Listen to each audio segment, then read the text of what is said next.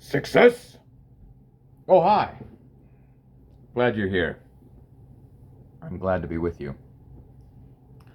I just wanted to talk a little bit about my trip to Disney World because I went to freaking Disney World and it's the greatest place on earth. It's true what they say. I felt like a kid. I got to bring my 12-year-old son. What better place for a 12-year-old to be? I'm glad he was 12, so he'll remember these things for the rest of his life. And boy, did I get some of the best memories I've ever had. This was one of the two best trips I've ever been on in my life. Um, we went to Magic Kingdom for one day, and we went to Hollywoodland on the second day. And myself, when I was a kid, I used to live in California, so my family would go to Disneyland like every year. So I'd been to Disneyland many, many times, but not for decades. The last time I was at Disneyland was when they were building the Indiana Jones ride. So there's a little context for the last time I was there. I didn't even get to ride that, and now they tore that down, and now they're going to build another one. Like, anyway. But Disney World, so the cool thing about Disney World, though, is that there's a lot of things in Disney World that are the same things from Disneyland. So it was like a surreal experience of having memories of being my son's age with my father and how magical it was, and then riding some of these same rides these decades later. And now I'm the father, and I'm there with my son. So it was a very surreal, magical experience. So day one, I mean, my main motivation for going at all was the Tron ride, Light Cycle Run, being on the grid with my son, who's named after that movie. So there's a whole other video about that because that was the highlight. But when we first got there, let's see, we rode the little race car buggies, and that was a trip because the first thing we rode was something I remember, as a child, me being the one driving, this time having my son drive. That was a blast. And we rode Dumbo. That was fun. My son was getting a kick out of, controlling the lever and going as high as we possibly could. That was a blast. What else? Let's see. What else did we do at Magic Kingdom? The thumbnail, by the way, picture for this video, I took that picture. I'm very proud of that picture. That's one of the best pictures I've ever taken. We were on the roof of there's the space shuttles in Tomorrowland. We spent most of our time at Tomorrowland. But the space shuttles in Tomorrowland, that was the scariest ride I went on. Because who puts a really high ride where you go even higher on a roof? That was terrifying. It's all leaning over. So we rode that. You could take an elevator just to get to the rock. Anyway, we rode that. We got to do the Carousel of Progress, which my son loved. He ended up taking his uncle later in the day to do that again when I went on Space Mountain, which I did by myself, Space Mountain. Carousel's Progress is great. I still have that song stuck in my head. It's a great, big, beautiful tomorrow. Which, after we were at Disney World, gave us reasons to watch a few movies. My son and I watched Tomorrowland. Love that movie. My son and I, this is the first time my son watched the Pirates of the Caribbean original trilogy. After we rode Pirates of the Caribbean. That was great. I mean, that ride's amazing still. But I'd only gone to Disneyland, and obviously this was decades ago, so this is my first time, A, seeing Barbossa and Jack Sparrow in the ride, and B, being surprised by the drop at the beginning, because I totally forgot, and apparently it's at the end in Disneyland, but so that was exciting. But that was great to ride that with my son. We did the Jungle Cruise. I'm like, how are they not playing Weird Al's Jungle Cruise ride the whole time? But that made me appreciate that song even more, because I'd written that as a kid as well, but now having the song to reference all of the jokes that they make during that ride, and the whole highlight of the Jungle Cruise ride, which isn't as upkept as it could be, is the puns. I think my favorite was damn, it was something about a canal. Root canal. I don't know. Anyway, I love puns, so the Jungle Cruise was a blast for all the great puns. And The Jungle Cruise ride is the only place on the planet that you can actually see, like, with your own eyes. You get to see the backside of water. Amazing. I mean, the people on my boat, I don't think understood how astonishing that is.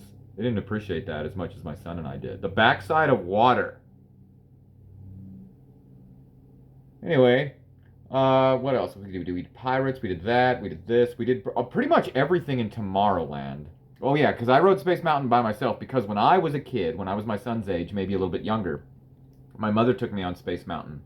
And that is a core, vivid, traumatizing memory of mine where it's just so dark that I was terrified. I was terrified, like legit terrified that entire ride. And I'll never forget, I was screaming and crying the entire ride with my mother in the front and the guy behind me laughing his butt off that there was this little kid that was just mortified the entire time. So I was like, I'm not going to make my son go on that ride because it might have the same effect. But I wanted to face my own fears because this was only, the only time I'd ridden this ride since then. It was a blast. I had this lovely Australian lady in front of me. I'm like, oh, that was my first time since I was a kid and I cried on this ride. She's like, well, I hope this was better. Was this better? I was like, yes, it was. Thank you, lovely Australian lady. Excuse me. What else did we do at Magic Kingdom? Let's see, Jungle Cruise. We went to the tree house. That was cool. Did Pirates. We rode Tron, Light Cycle Run. That was a very difficult ordeal to get on that ride. But we made it. Like I said, there's a whole other video about that. Carousel of Progress. Oh, with the People Mover. People Mover's great. I love the People Mover. Nice and relaxing. It had the voice of Greg Kinnear. And it mentioned the character from the Tomorrowland movie. So that was cool. And you get to see behind the scenes, going by the gift shops and inside the rides. So that was fun when you go into Space Mountain and hear all the screams. So that was cool. What else? We did... Because then he did that with his uncle again. Carousel of Progress, which holds up and predicted many things. Magic King. We went in. We got to go through the castle, the famous Disney World castle. So that was cool. That's why when we saw Inside Out shortly after getting back from Disney World, I started crying at the opening Disney logo. Just because they're showing this castle that I just was at with my son, and we had so many great memories from this trip. So Disney World really is a magical place that will make anyone of any age feel like a child. It's so surreal. What else did we ride? Let's see, what else is in Tomorrowland? We did Dumbo. Oh, we did the Goofy one. That was fun. It broke down when we were in line. We came back later, and then we rode that little Goofy roller coaster. That was fun. We met Donald, and it was the day before his birthday, and we met Goofy, and what else? Oh, and then I rode. Okay, full disclosure, my first crush ever before a real human, Amy Jo Johnson, the original Pink Ranger. Before that, my very first crush was Ariel from The Little Mermaid. So I insisted on riding the Little Mermaid ride, which was great. But then my boss had told me that right next to that ride is the meet and greet for Ariel, because there's now two different Ariels. There's the live-action movie Ariel. She was doing the parade. But the meet and greet was the animated mermaid Ariel. And, yeah. I was like, I'll wait 30 minutes to meet Ariel. And when we met her, she's all talking to my son, and I was like, full disclosure, we're here for me. I'm meeting you. And she was she was a great Ariel, but she was such a sweetheart. She totally let me flirt with her. I was like, you're my first crush. And she was like, oh, I see you have I said, you're my first crush. She goes, oh, are you a merman? And I said, I can be. If you need, I'll be whatever you want me to be. And then she said, well, I see you have your land legs today. And I was like, oh, well, And then she was like, I'm going to the ball tonight. And I was like, are you asking me to the ball with you? Yeah, I can go there. I'll go to your dad's party. And then we were leaving. I was like, well, if things don't work out with Eric, You just let me know. She's like, I'll send you a wave. I'm like, it's gonna have to be a pretty big wave because I live in Central America. Um, so that was great. She was amazing. We wrote so much stuff. What else is in Tomorrowland? Maybe I should have had some notes for this, but it was just it was a great day one. Okay, so then day two, we went to Hollywoodland, and I'm gonna do a whole separate video about the Star Wars stuff because number one on my list for this trip was the Tron ride, but number two was Star Wars Land and Rise of the Resistance. That's why when the people we went with were planning this trip, I pretty much was the one that voiced, well, it's gonna have to be Magic Kingdom and Hollywoodland because the two most important things if you're going to Disney World are the Tron ride and Star Wars Land, which are facts. If you're only going to do two parks at Disney World, those are the two parks you need. Because Tron is the greatest ride ever made, and Star Wars Land, slightly underwhelming overall, but Rise of the Resistance, that's another story for the final video. But before we went to Star Wars Land, we did hit Star Tours. I'll talk about that in the next one. But we also did the Muppet Show, which was amazing. I'm a lifelong huge Muppet fan, and my son's a huge Muppet fan. And I've never gotten to see this Muppet Show before.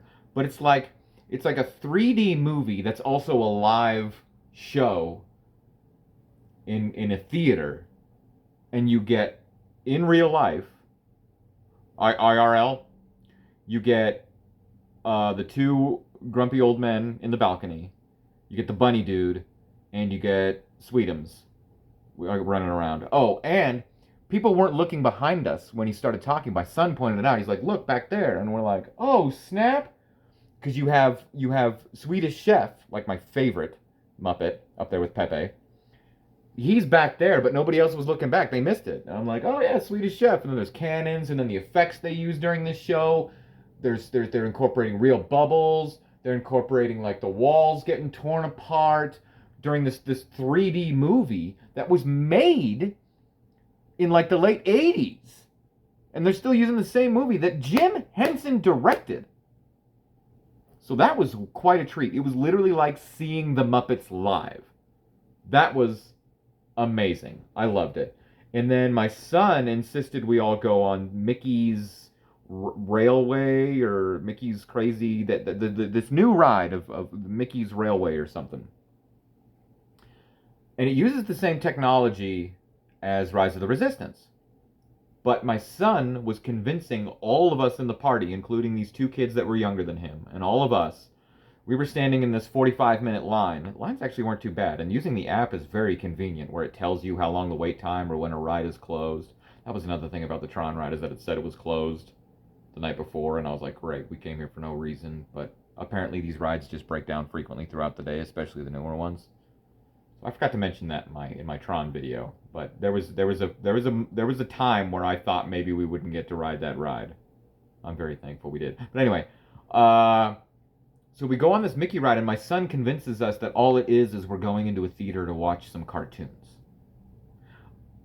If anyone's watching that's ridden this ride, you probably got a chuckle out of that, because most of the part, I was like, okay, he's probably trying to lower our expectations. I'm sure there's more to it.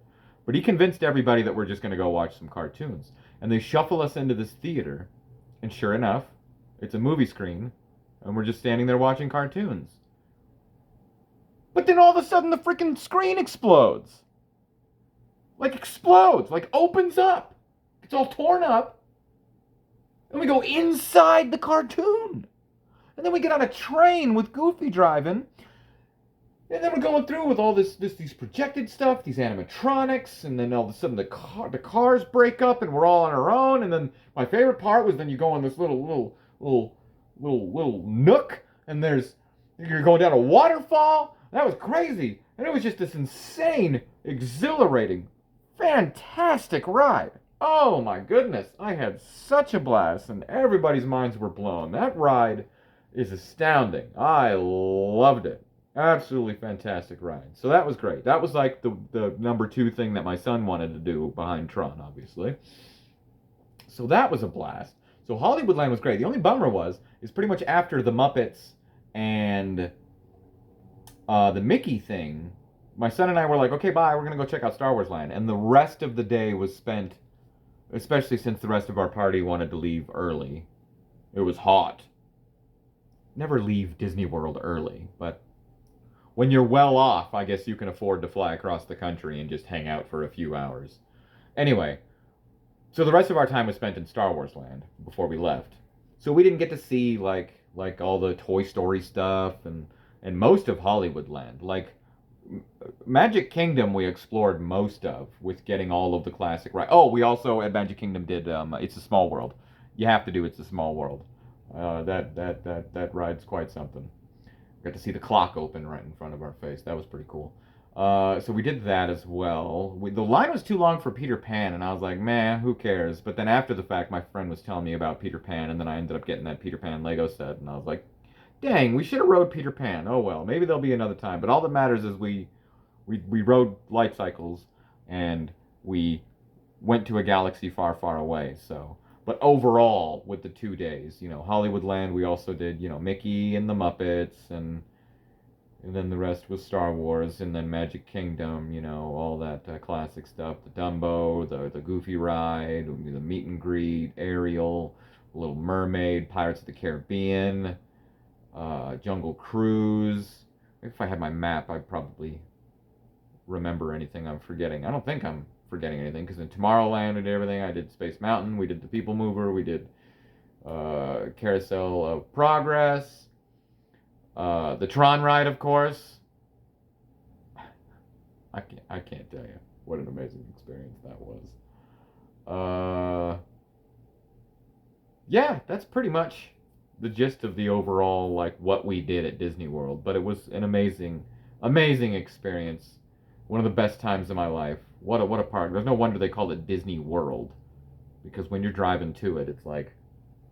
And I was in a rush because we were already in the queue, the virtual queue for Tron. So when our driver missed the exit, I was freaking out thinking we weren't going to make it. But anyway, it was all well said and done.